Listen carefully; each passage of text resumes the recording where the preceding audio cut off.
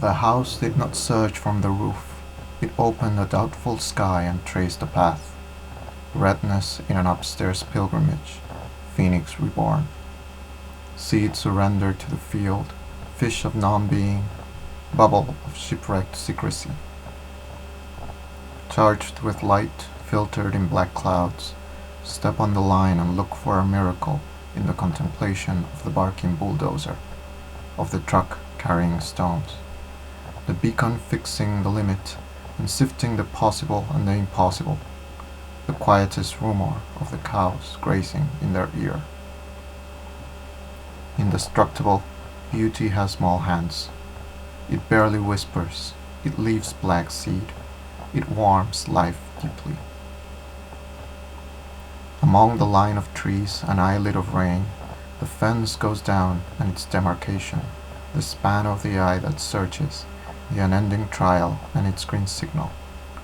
Here, closed forest, lung of light and riverbed, path that pours a sea and does not surrender.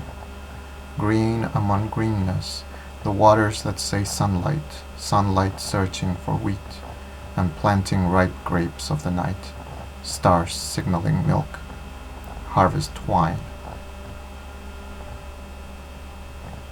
Behold the scorpion as it walks, and the rain, that stopped being rain, holds the meeting by sheer weight, the sheer heartbeat, the bridge between the eyelid and the bird.